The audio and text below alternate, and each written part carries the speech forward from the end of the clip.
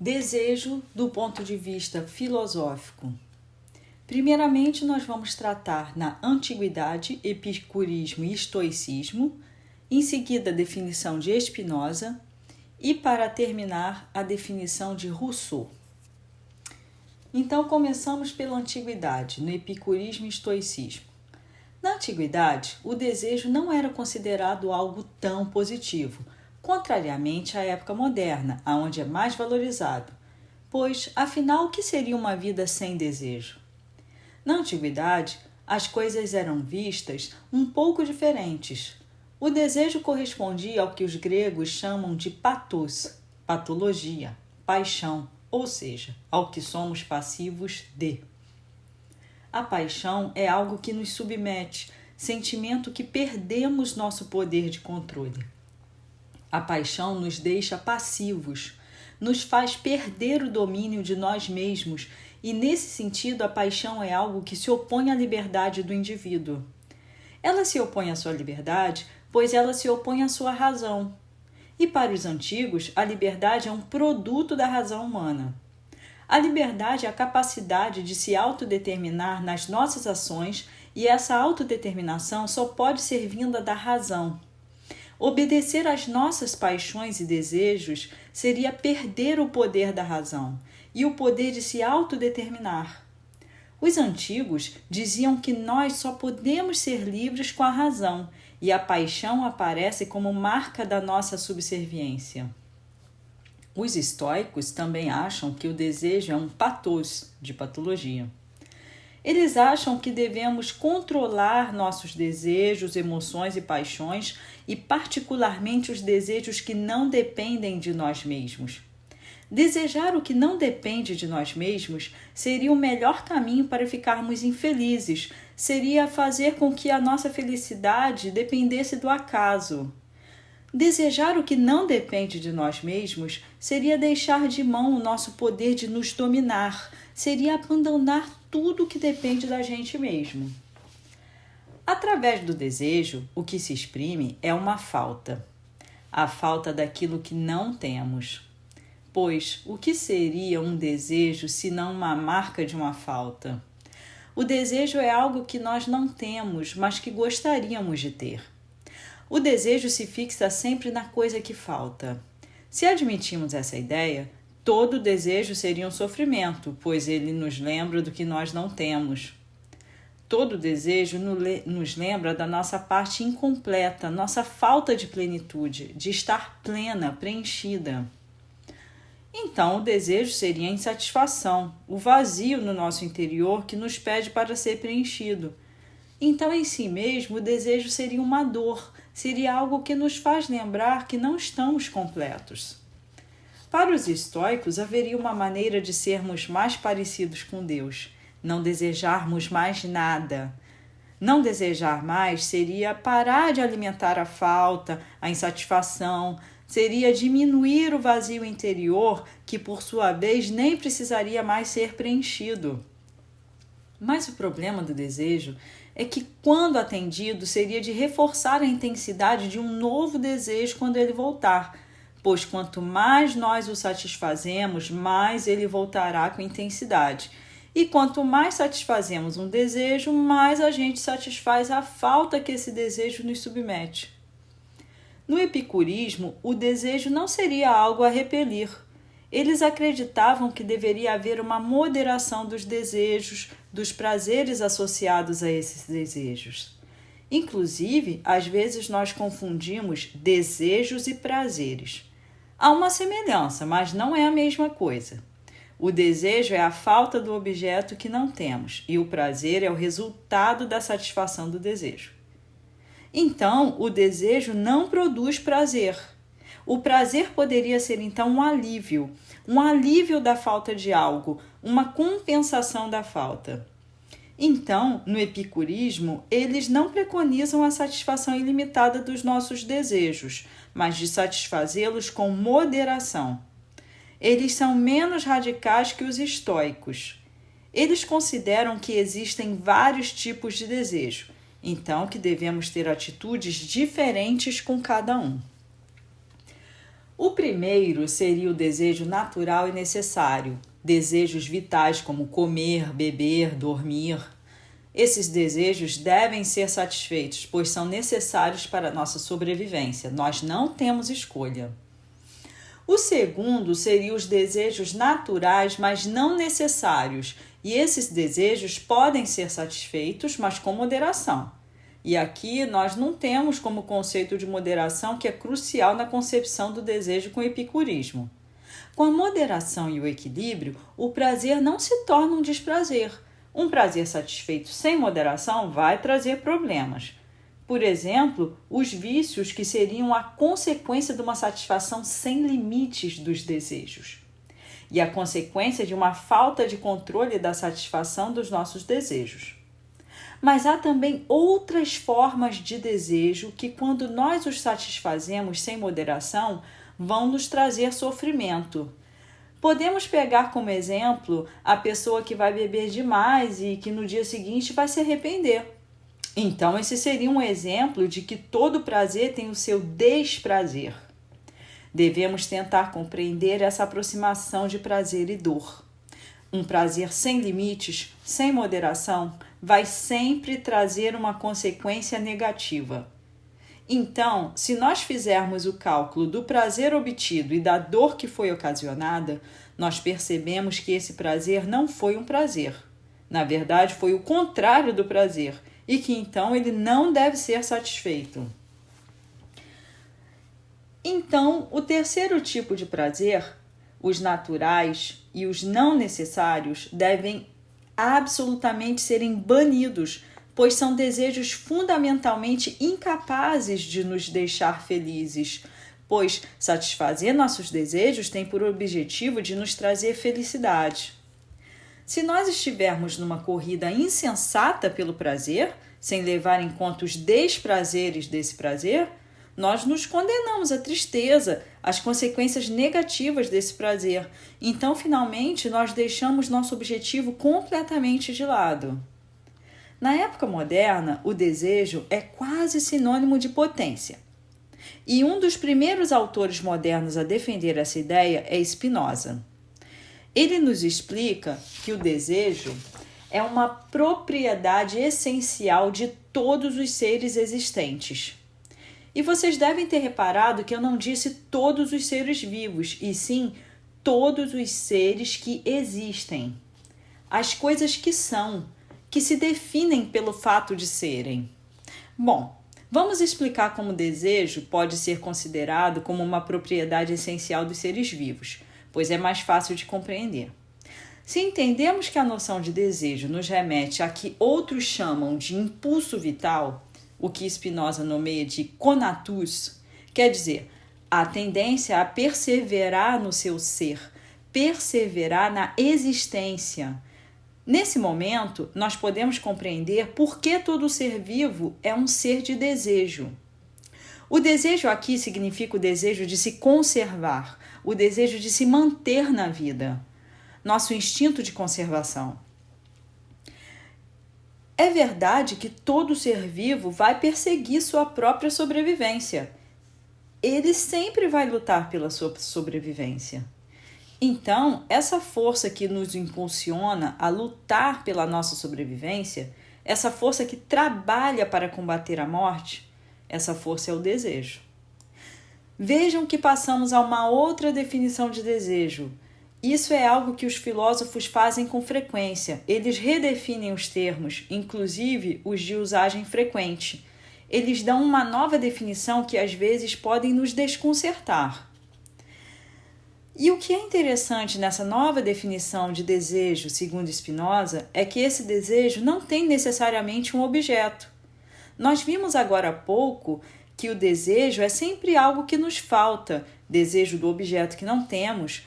Mas para Spinoza, o desejo é uma tendência espontânea, interior do ser vivo, que vai agir como motor da manutenção da existência. Vocês poderiam me dizer que, ok, para os seres vivos nós podemos compreender essa ideia de desejo que nos mantém na existência, esse instinto de sobrevivência que vamos querer sempre repelir os limites da morte.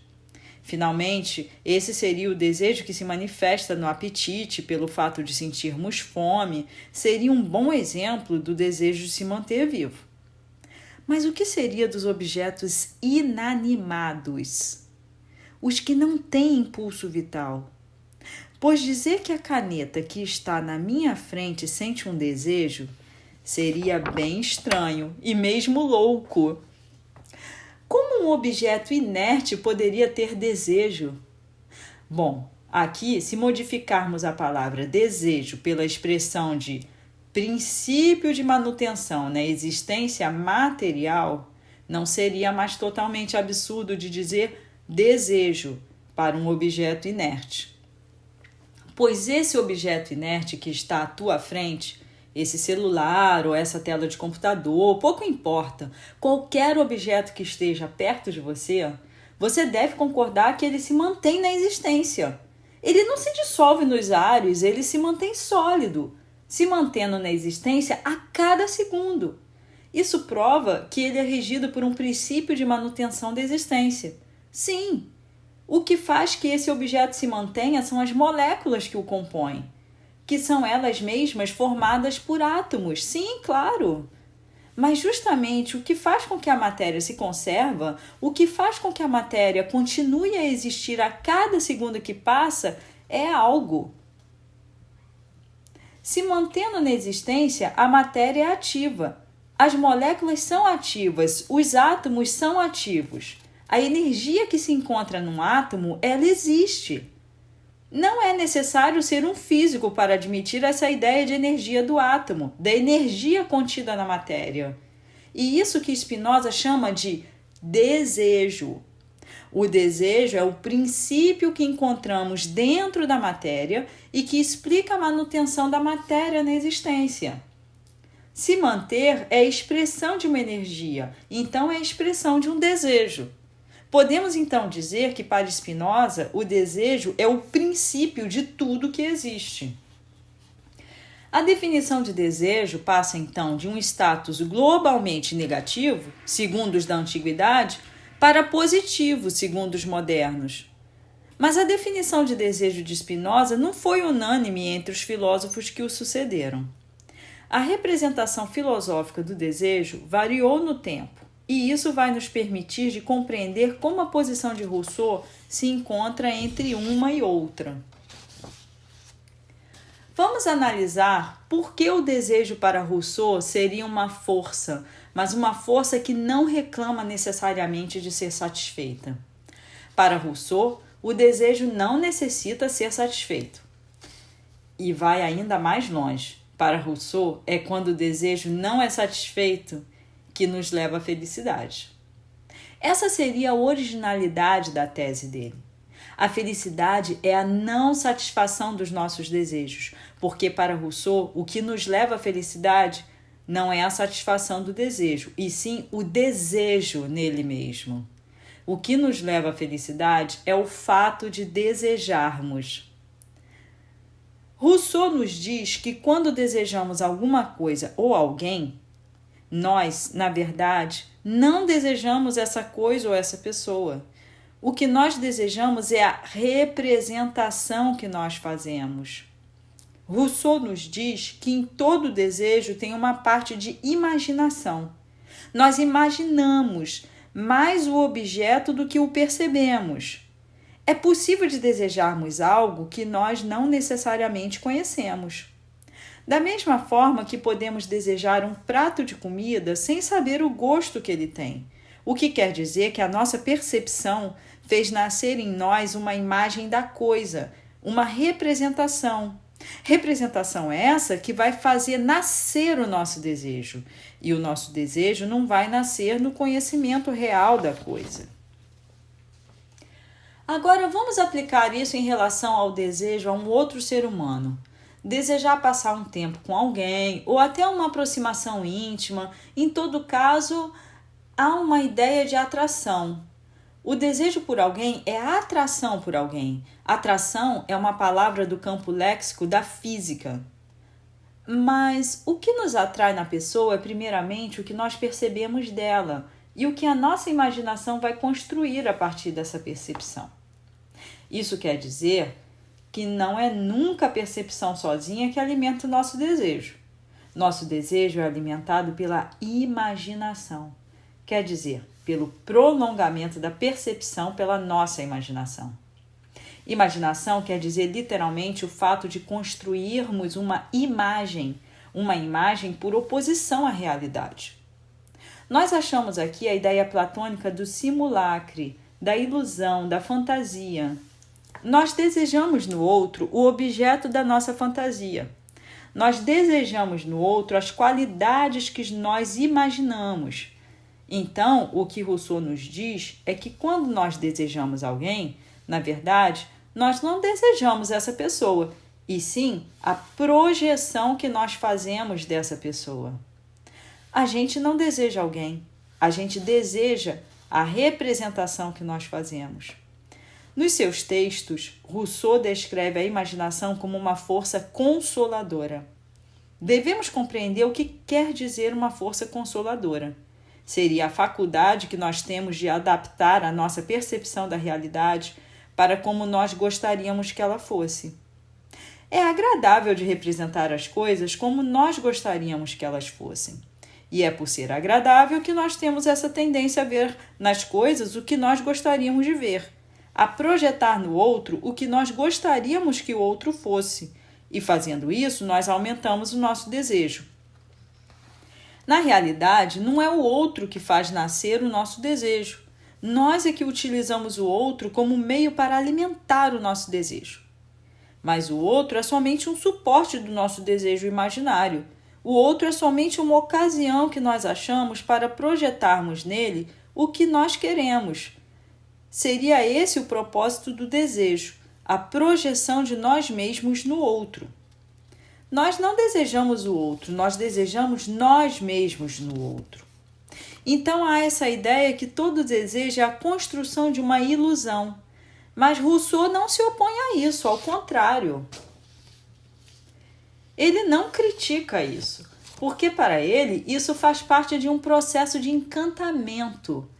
Esse processo de encantamento, pelo qual nós vamos ampliar as qualidades do outro. Às vezes a gente vai até mesmo inventá-las.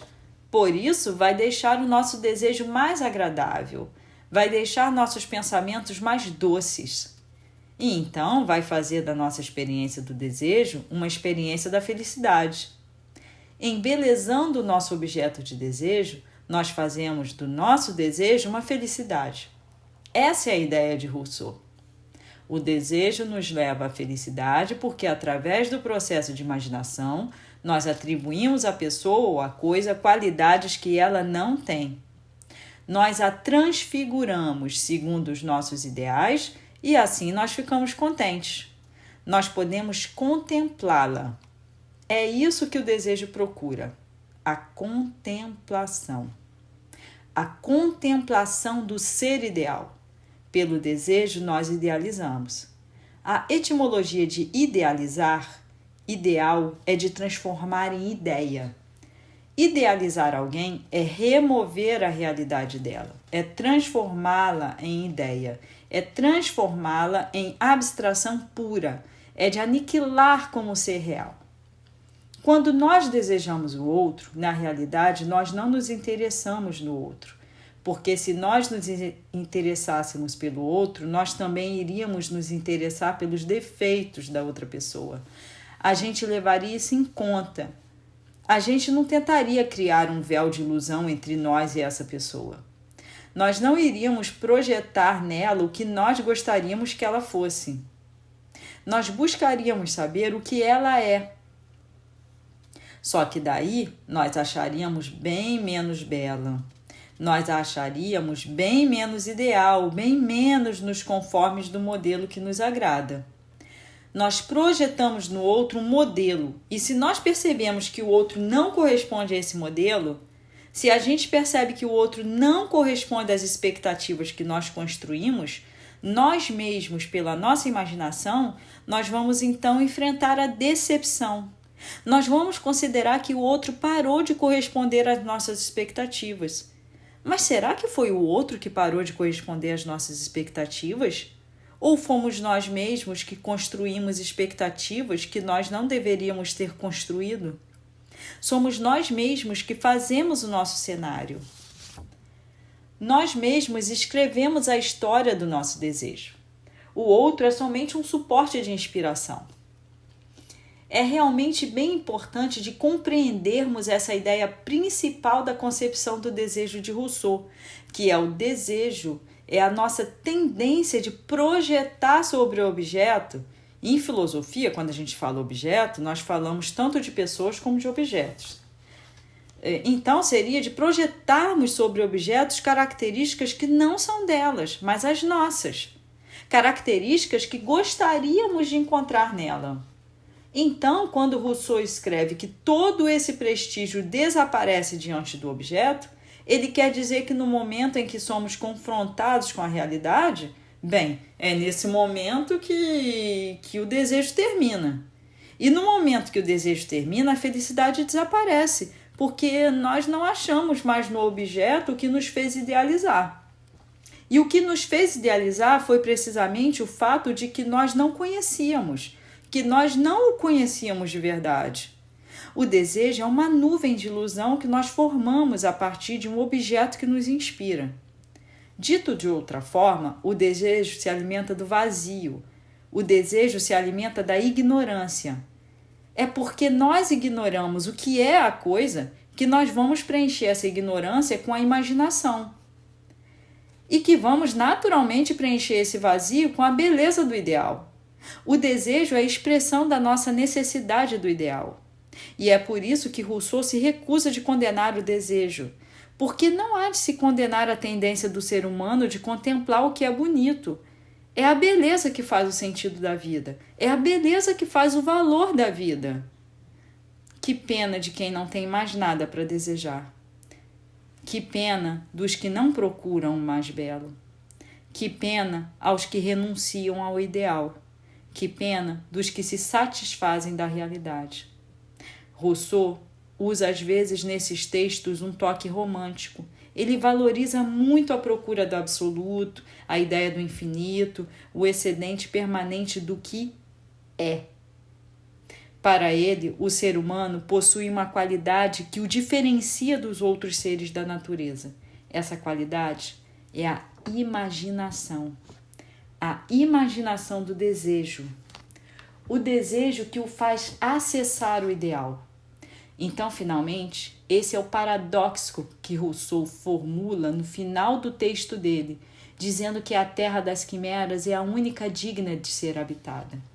O país das quimeras é a imaginação. É o país das ilusões. É o país onde o impossível tem o seu lugar. No país das quimeras, nós não excluímos o impossível, nós não excluímos o ideal. Ao contrário, nós sentamos na mesa dele e compartilhamos os frutos. O país das quimeras, sendo o único nesse mundo digno de ser habitado, e tal é o vazio das coisas humanas, pois o ser existindo por ele mesmo, não há nada de belo do que não é. Tal é o paradoxo da existência que fora do ser. Nós nos esforçamos de reengraçar. Que fora desse absoluto que nos cruza e ultrapassa, não há finalmente nada de mais bonito que o que só existe na nossa imaginação. Nada de mais belo do que nós criamos com a nossa imaginação. Do que nós criamos pelo nosso desejo. Nosso desejo sendo o nosso esforço para reingressar no belo. A força que nos conduz ao absoluto. A força que nos conduz ao ideal.